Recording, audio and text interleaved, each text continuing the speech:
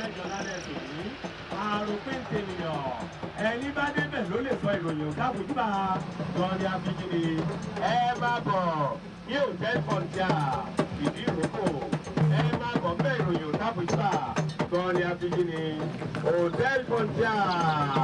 Àtọmọdé àtàgbà tí obìnrin àtọkùnrin la pè síbẹ̀. Àtàrúgbó kẹ̀kẹ́.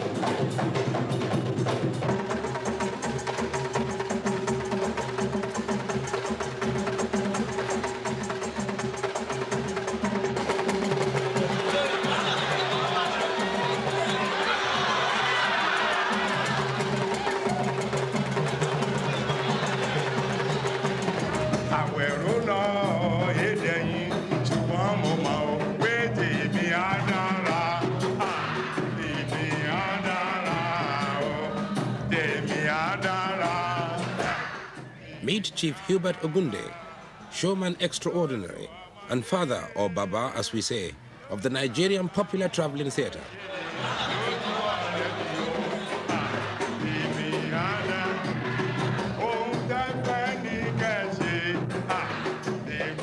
I write the story of what is happening in the society. That's how I believe it. It may be social, may be religious, may be folkloric, and maybe political, if you like. But to me, the theater is to reflect the image of the society in which we live. In this society of ours, it is not surprising that nowadays Ogunde is writing plays which bring traditional ideas face to face with modern life. Take Aroquintenia. This is a story about a king who has remained for many years without an heir. Now he calls on the priestess to help him.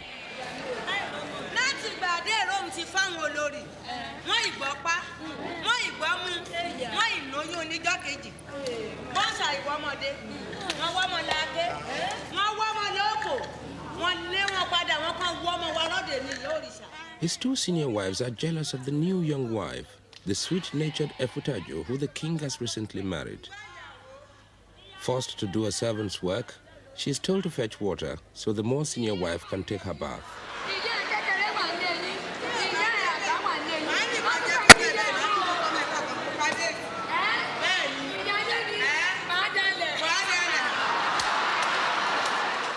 In fact, they want to get rid of her, so they can have for themselves the special fertility medicine prepared by the priestess.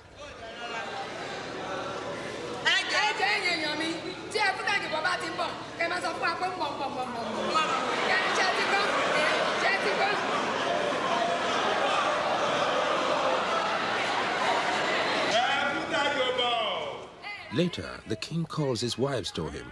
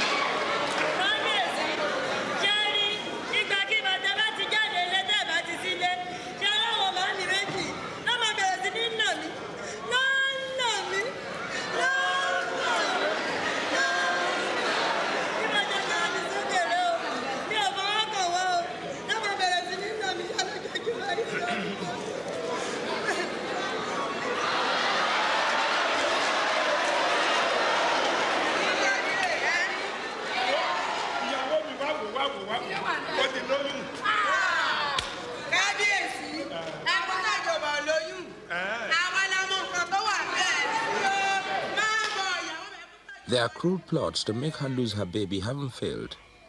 The two senior wives have one last idea.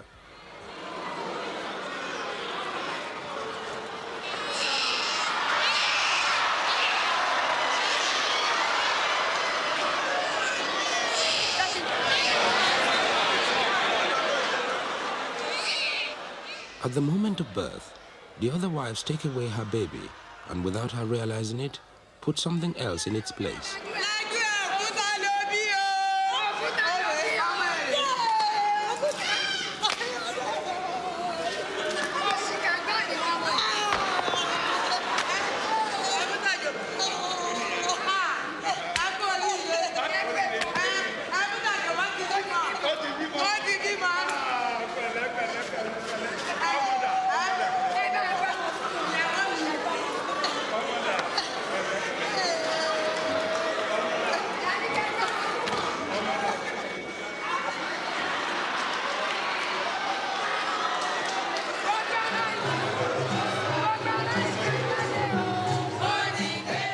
So the people, terrified by this bad omen, this sign of the gods' displeasure, decide that poor Efutajo must be banished to the forest to die.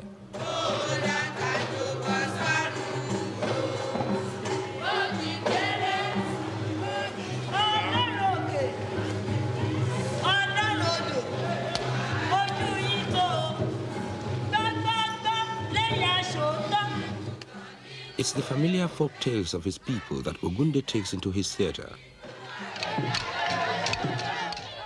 They grow out of Ogunde's own village background. Here, masked performers, or masqueraders as they are called, entertain. They dance and sing stories about the triumph of good over evil, of life over death. They give dramatic meaning to people's everyday lives.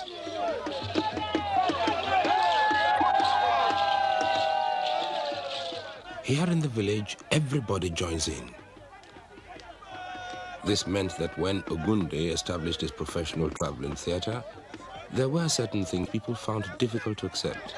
Then you can imagine what it would be to tell people to pay 2 shillings and 1 shilling to go and see a spectacle. To them, you don't need to go and pay to see a show because the masqueraders dance in the streets free of charge. That was our traditional show. And so for somebody to close the door of a room and stand at the gate and say people should pay money was something they could not imagine. But gradually, those who did come to see the show went back to tell the people, oh, it was a good show, and they were coming and coming and coming. But no Nigerian is prepared to just sit and watch a show. Our audience may be a bit different from the white audiences I've seen, in that our audience will really talk back to you. They'll speak to you. They will even say some words for you to say back to them. And so you can know the way they are going. Unlike in Europe or in Britain, where people just sit down quietly like that and watch. Here, we are the audiences are part of the show.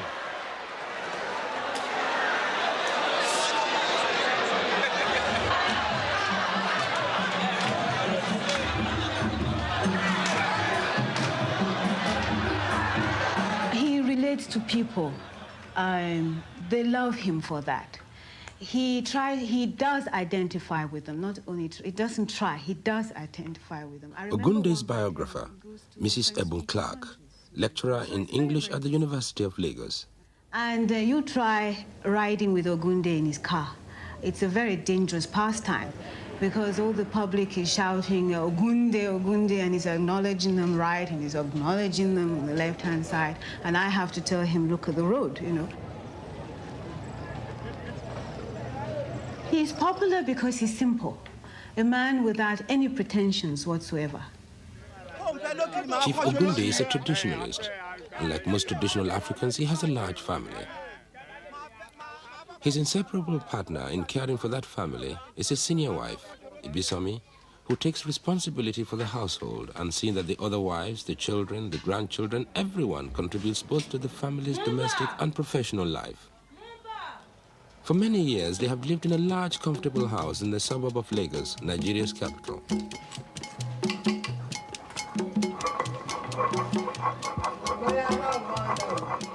The household is a community where the women have both influence and power, especially economic power.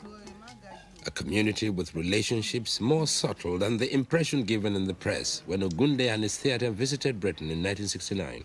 Traditionally, Africans don't count the number of their wives. We know we have wives, there may be 5, maybe 10. My grandfather had more than 20.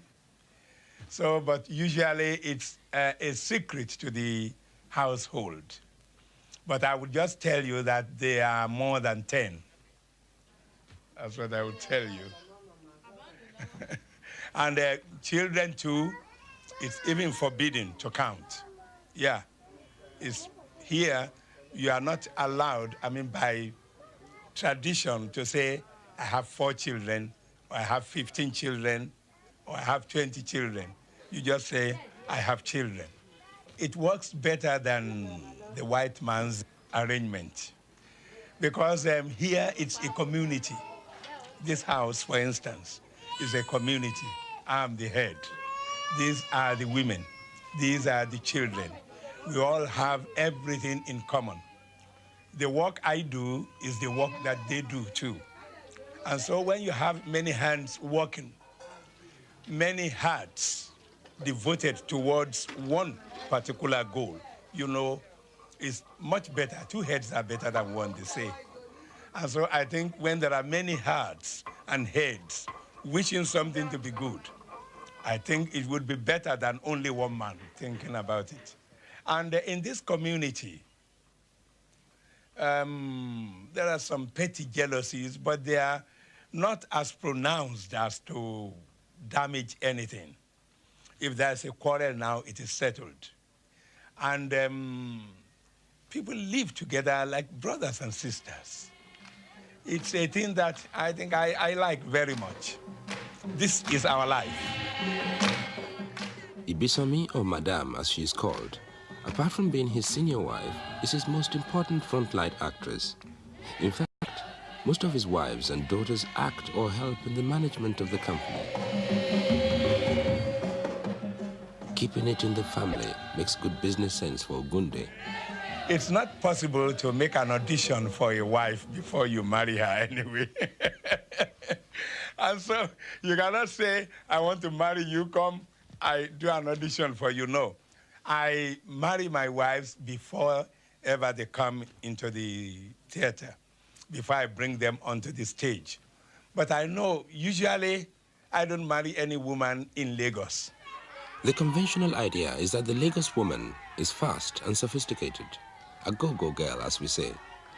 It's also the way we see those young girls who have been to the more distant big cities like London and New York. Ogunde's comedy, London Has Returned, satirizes the conflict of custom that can grow out of this. I think you don't come. Yes. Make you come saluting our papa. Hello, Daddy. Hello, Mommy. Yes. Not the salutation like that, oh. Which kind of woman, you go lean down. Man, you go bend down. You go lie down like you don't know, say, here in the Africa, traditionally, we dey talk. All you women, you go kneel down. What? You man, you go lie down. Lie down? No. That is, don't be silly, Mommy. When he meets a more senior or older person, Ogunde himself, a chief, will always prostrate. But it is not just respect for the old-style courtesies and customs that he considers when taking a wife. My custom is to go back to my village or to a very nearby village where I know dancing, drumming is part of our lives. And so you rarely would get a lady or a girl from that side who cannot dance and perform. When they were young, they will be telling stories by moonlight, dancing, clapping hands, singing. And so I've never got one that would be useless on the stage.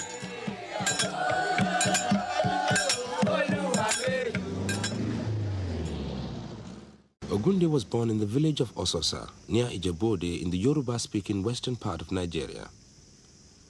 It was a time when, even here in Ijebuland, the conflicts between the missionaries and the traditional priest had long been resolved. My grandfather was an Ifa priest. My grandmother, too, was an idol worshiper. And in our house, we have several idols, the Ifa, Shango, and all these. And as a result, there were ceremonial, I would say that ritual ceremonies taking place every day. So being born into all these drumming, dancing, incantations, and all these ritual ceremonies, I think might have had some influence on me.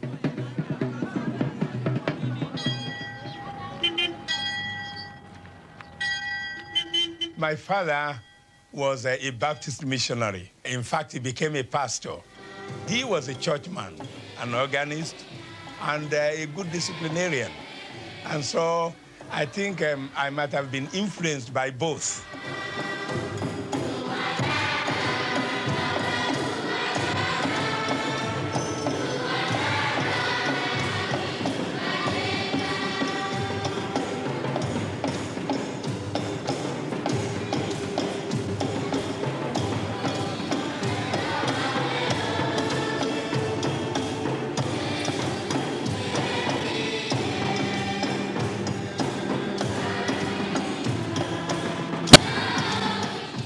In Christianity, we go to God through Jesus Christ. And in traditional religion, we go to God maybe through Ogun, or through Shogo, or through Obatala, or through whatever the messenger of God. Often, the priest in traditional religion will also be a herbalist or medicine man. In the Yoruba language, he's called Babalawo.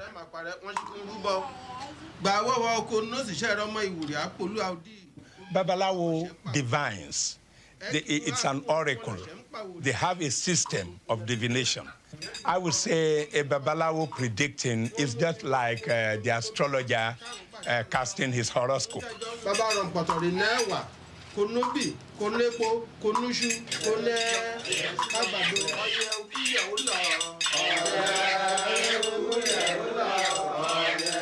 If you maybe our belief, I don't know, but they always come true.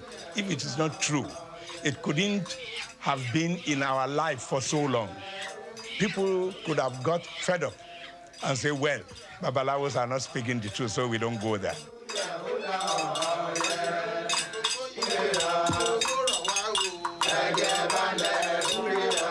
And if I bring all these together, I would say I'm a Christian. I'm also a traditional religious man. I believe in what we can say the African philosophy, which is it's the same thing in Christianity: do unto others as you wish them to do to you. That is my belief.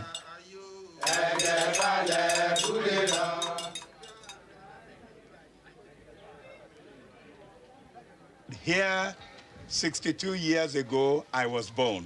Here was the place that my grandfather, the old man who was an Ifa priest, here was the place he used to sit and divine. People from all over Nigeria come here to divine. From 50 miles, 100 miles, even 200 miles, they come here and divine. And he would sit here, and I would be sitting right there, and then the people who come for divination would be sitting down here. It was very beautiful, very beautiful. And then this is one of the most sacred shrines, or idol, I will call it, in those days. It has been standing for more than 100 years, and it's still here. I bet it here. It was right here. Yes. And I think my grandfather must have erected this one here more than 100 years ago. And I think it's still going to stand here as long as people around here live, because it will never lie down, never allowed to lie down. It will be standing straight there unless everybody dies. And therefore, then, that's the end. I think Ososa today, compared with Ososa of my youthful days, is a big difference. Those days, there were not as many houses as we have now. But to me, it appears that there was peace. Everything was cool, fine, beautiful.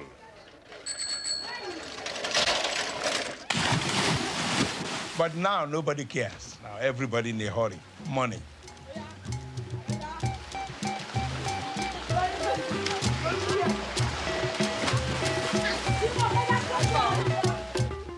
Elderly people now, they think, they even say the world is going to an end from the point of view of the moral decay that they find now. They call it moral decay. But to the modern boy or girl, it is life. But to us, it is not life at all. One should know where he or she is going. There should be a sort of discipline. In the village, the father disciplines the child, or the mother disciplines the child. Here now, people say they take freedom from the white man. Freedom that allows every boy or girl to do whatever he or she likes. People of my age don't like that. We believe that children are like strangers in this world. We come here before them. So we should show them where to go, where not to go, where danger is, where there's no danger. But to allow a stranger just to drift about in a new place is not very good. Ogunde's own childhood was a secure and happy one, and he has always kept contact with Ososa, his home. In the same way, too, he has always remained accessible, a man of the people. As he says himself, he'd never had much of a formal education. He attended the village school up to standard 6, the equivalent of finishing primary school in England. And I think I thank God today that I didn't go to that college or university at all, because I could have possibly been exposed to some classical way of life or some classical way of doing drama that I could not have been able to do what I'm doing today. His theatre performs in either Yoruba or, when he's outside the Yoruba-speaking area, Pidgin English. I did for backyard. Listen, today is my working day. Yes, sir. Stand here. Okay, sir. If you see anybody going like this, yes, sir. or like this, yes, sir. Just break out. Pop! Okay. Here, 2 of his actors rehearse Highway Eagle, the story of a roadside thief who in this scene instructs his new assistant.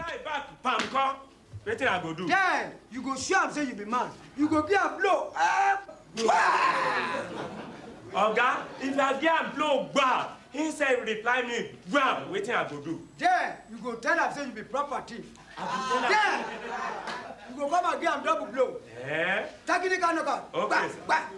West African Pidgin is a language in its own right, and not just English badly spoken. Oga, that one, you go finish him. You go kill him, pata pata. Stand here. Stand proper. Yes, sir. Okay, sir. Ah. Today. Oh, madam, good evening. How are you? Fine, madam. Well, now, woman. Oh, come on, madam. Come. now waiting. It be like say I know you somewhere. Me? Yes. Where? Not be Jankara you dey. Jankara. Na Jankara. Not you dey sell cloth. Oh yeah. For I you know me. you. Oh, sorry, madam. Na mosquito, na Waiting mosquito. they bite somebody. Na mosquito. Now so you plenty for Dem them. plenty here. Now cloth are they sell for I won't buy- Jankara. Yeah. Now cloth are they sell. Yes. Which one you want buy? Na Ankara. Ankara? Lace. Lace. Damask. Damask. Anything you have. I So want you buy. get money. I get money. Money dey for my pocket. What's in the fall for my body? Na mosquito. Sorry, All my money don't fall down. Sorry, All my money don't fall down. I dey Let's go. go. Okay, let's go. Waiting. Yeah, bro. Who be this man? You be you. You know him? I don't know her. Who are you?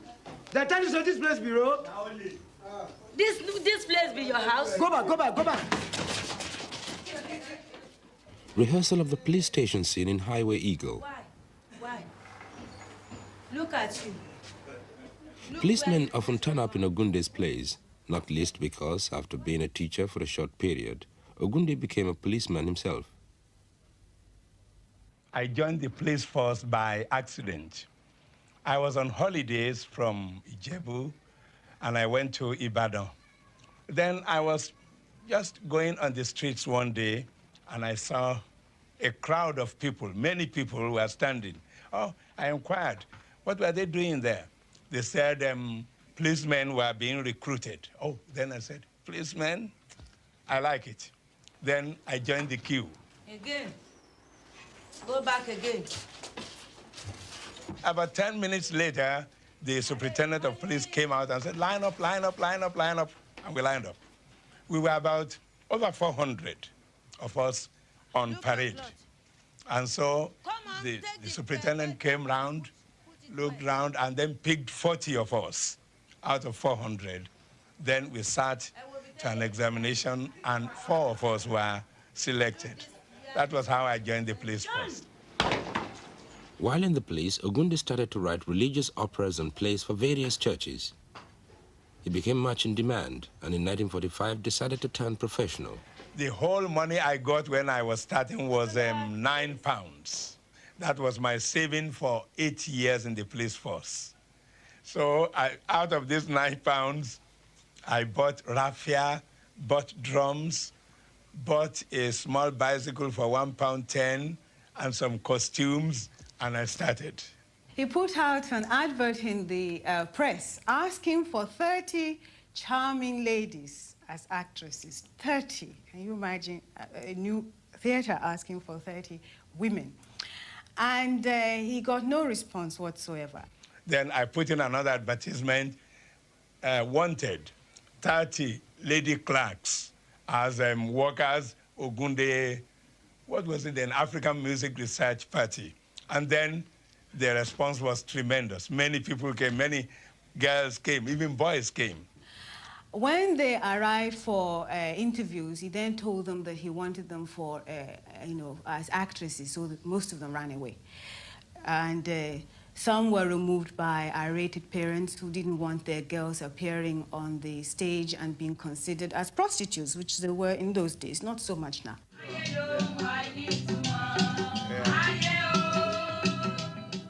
Ogunde in the recording studio in Lagos, laying down tracks for his latest single.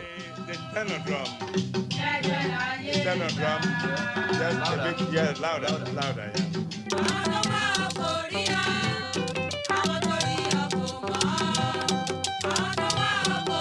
Ogunde's theatre has prospered since those early days in the 40s, and others have followed this path. Most of them, like Ogunde, have been writer-actor-managers, giants in their own right. Men like the late Kola Ogumola, the late Duro Ladipo, Moses Olaiya, and Oyin Adejobi. 40 years ago, there was no professional theatre in Nigeria in the strict sense of the word. Today, there are over 30 struggling traveling companies in just the Yoruba-speaking area of Nigeria alone. During those years, Ogunde's own company has constantly adapted and changed its style and subject matter. In the late 40s, for instance, the young Ogunde was influenced by the nationalism of such men as Dr. Nnamdi Azikiwe, later to be Nigeria's first president, and Chief Obafemi Awolowo. He started to write plays that reflected the new political awareness of his time. They were really created specifically to imbibe cultural pride into the Nigerian public. Cultural pride so that they would be conscious to realize that colonial rule was, continuing colonial rule was not good. In fact, when he took his play Strike and Hunger to the tin mining town of Jos, the colonial authorities reacted. And when the play started, police came on the stage and scattered the actors and actresses and scattered the audience and arrested Ogunde and a few of his artists as well. And of course, the nationalist press notified the whole country immediately with screeching headlines. It became a hot public debate for days. You know, their darling had been captured by these very cruel people, you know, by these colonial masters. And this, of course, helped Ogunde immensely. Independence came in 1960. But Ogunde's clashes with the authorities didn't finish with the end of the colonial era.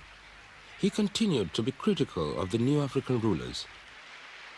In '64, he wrote a play called Yoruba Ronu, meaning Yoruba Think.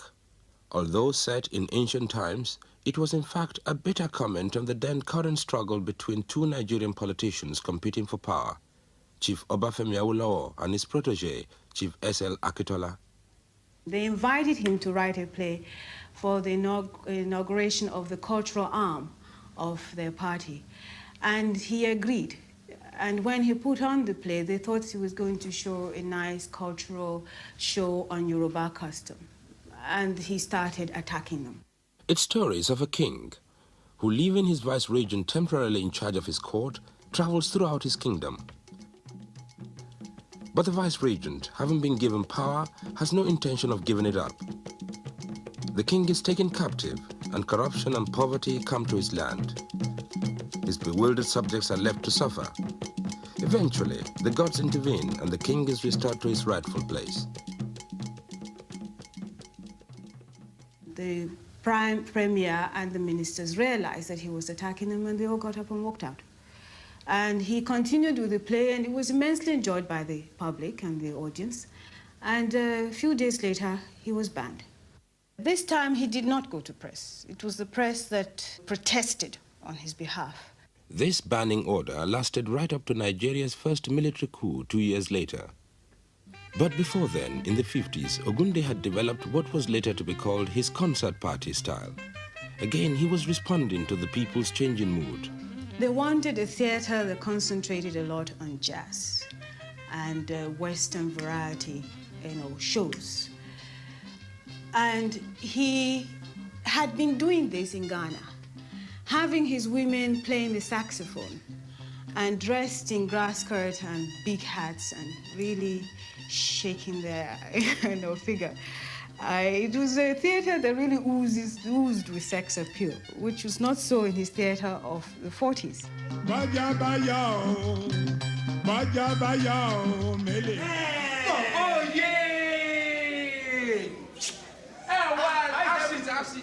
He put onto the stage a collection of contemporary rogues, bomber boys and good time girls, talking hip and local pidgin, reflecting the easygoing morals of the new city life. Which business they crack now? You mean me? Yeah. I'm importer and exporter. I don't get beer, but I supply them beer. Of course. That is ticket change. Ticket change. Sign your name.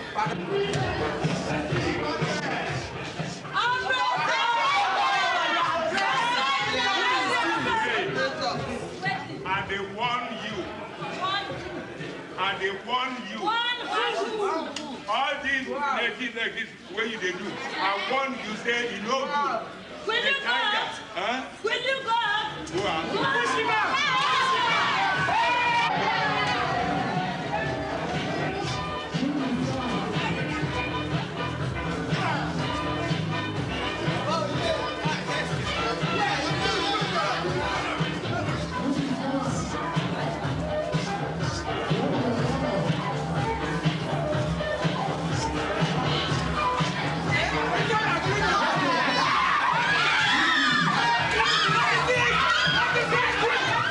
But in the 60s, Ogunde changed direction again. The West was moving in fast. Nigerians wanted to remember and record the old ways before they were changed beyond recognition. So we return to Aroquintenia, written in 1964. The sad tale of the poor Efutajo, condemned to exile in the forest for having given birth to a stone. We take up the story many years later when a strange young boy is found by the river and brought to the king's palace.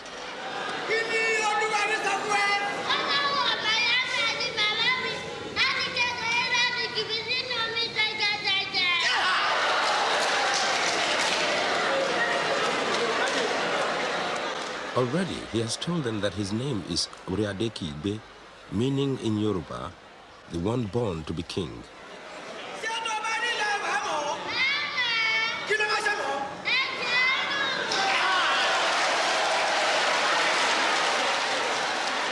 Shortly after, the king summons his people to the palace. The king's chamberlain insists that everyone should come, even poor Efutajo, who was brought in from the forest by 2 hunters. She is so changed that people don't even recognize her.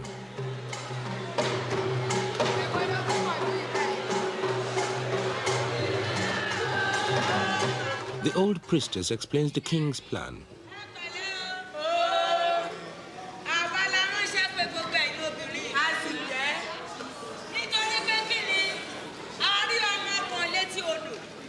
The plan is for all the women to prepare with their own hands a stew. They will offer it to Uriadeki Igbe.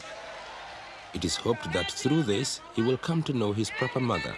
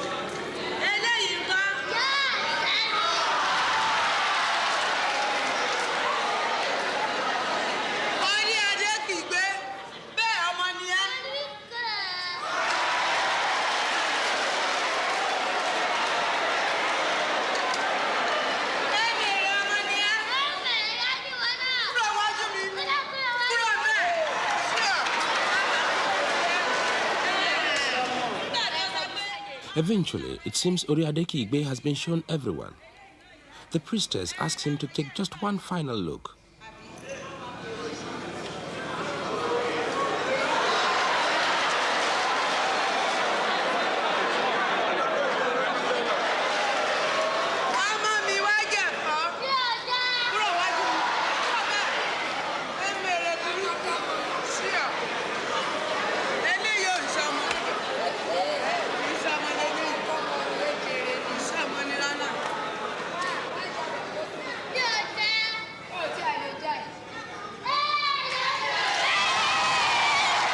So there it is.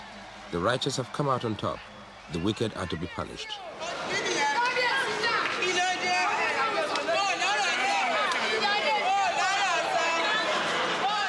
While the two elder wives are led away, Efutajo, now bathed and freshly dressed, returns to sing of how with patience and honesty we can overcome our misfortunes. A sentiment close to Ogunde's heart. In any venture, there must be problems, there must be difficulties, and then one has to persevere in spite of all odds. I think this has been the reason why I've been able to be successful up to this point. Because in my life, problems don't set me back. When I meet any problems, what I do is to just ignore it and push forward. Apart from Ibisami, the other person most important to Ogunde's work was Adeshiwa, or Madam Eko, as she will always be remembered by Nigerian audiences. The beautiful girl who left her studies to follow Ogunde and the life of the traveling theater. I think it's the saddest thing that has ever happened to me in my whole career as a dramatist, because she was a frontline woman. She was always with me. And she was really very good. But unfortunately, we were to go to Elisha to perform, and they were going ahead of me, and the lorry in which they were traveling had an accident, and she died. People even thought I wouldn't be able to survive it. They thought I wouldn't be able to continue. But after a few days, I thought she was gone, she was gone. And I have a goal. I have a mission to fulfill. If the death of this madam could stop the whole mission, it means it was no mission at all. If it was a mission and a career, nothing should stop me. So I continued.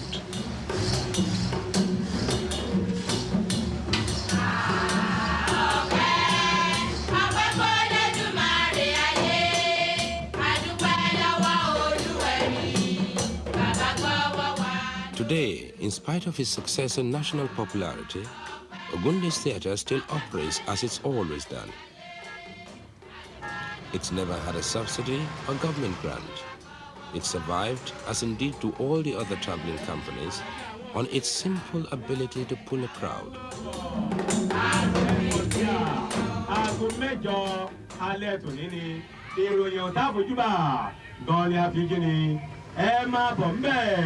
Hotel Frontier. Láago mẹ́jọ lálẹ́. Hotel Frontier. Ogunde deliberately keeps his operation simple. In a country where things have a habit of breaking down, he believes in being self-sufficient, even to carrying his own generator for lighting, and sometimes even his own stage. As those who have seen him in rehearsal will know, he doesn't allow anything to upset him. I've never seen him lose his temper. I suppose he must do, but I've never seen it. He's always extremely patient, very friendly. This is how I think he disarms Nigerians. We are quite an aggressive race as a whole. And he has his own personal style of not being aggressive.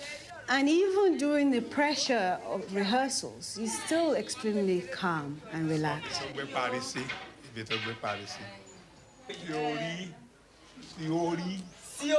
when it comes to business, it's as hard as steel.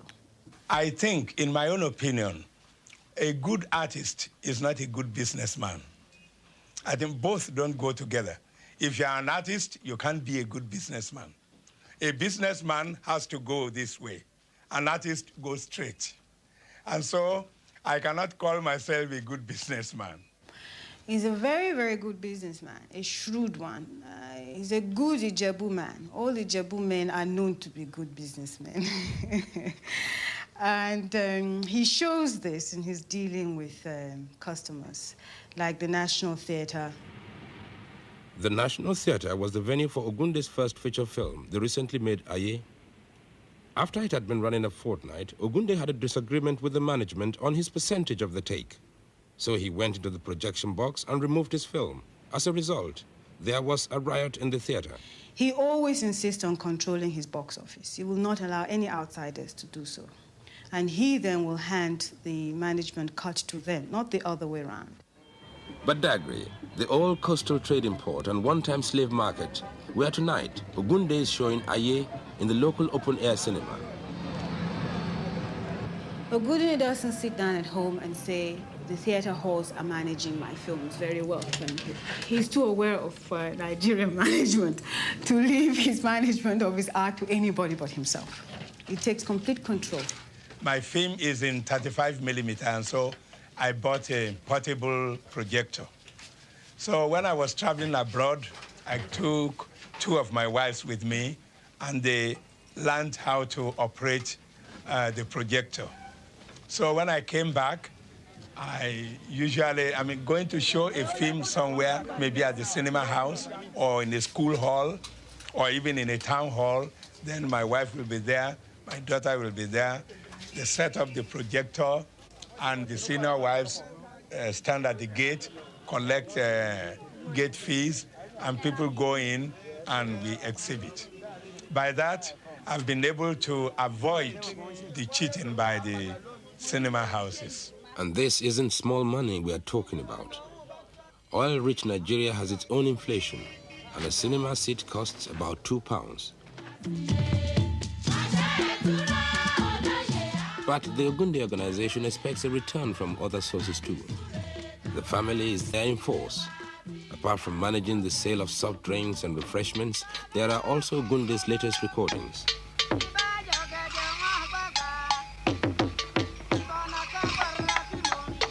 Aye is a film that has already recovered 50% of its production costs in the capital city of Lagos alone. Now the rest of Nigeria is anxious to see it.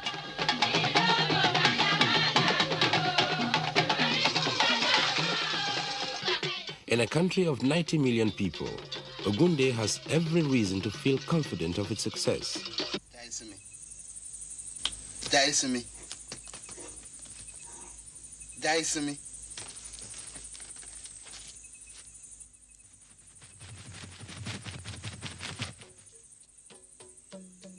Aye is another traditional tale about witches and possession, divination and exorcism.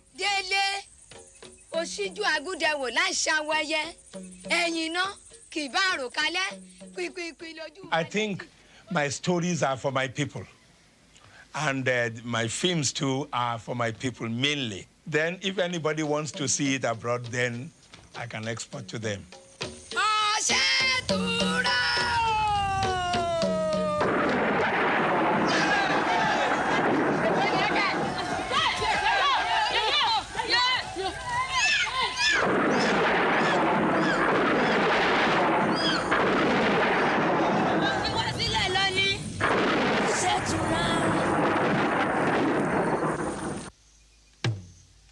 For Chief Ogunde, Aye is a test of whether at the age of 62, he can start a new career as a filmmaker.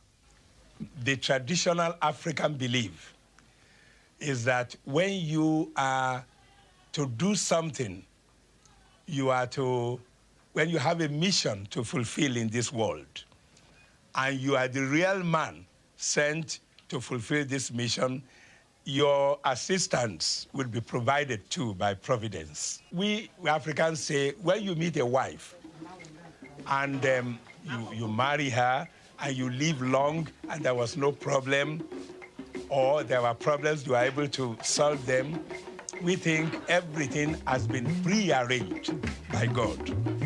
So I now know that because of what I'm to do in this life, my wives and my children have been specially provided to be my assistants.